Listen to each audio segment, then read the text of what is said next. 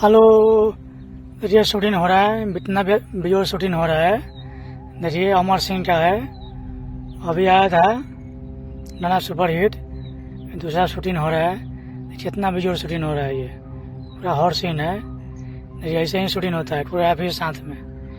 ये अमर सिंह है, super star Amar Singh. जबरदस्त गाना गाते हैं, कुछ भी बोलिए, और डांस जबरदस्त करते हैं।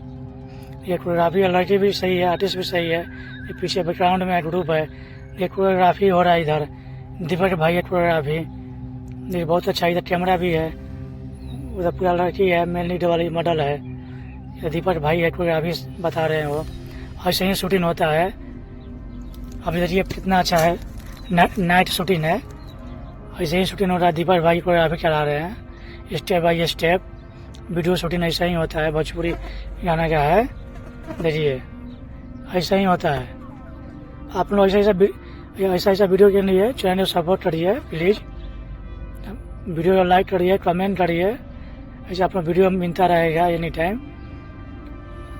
नया नया शूटिंग के वीडियो दिखाते रहेंगे आप लोग का। देखिए वीडियो का कोई जवाब नहीं है, वीडियो बहुत अच्छा है। देखिए ऐसे वीडियो के लिए चैनल सब्सक्राइब और लाइक करिए।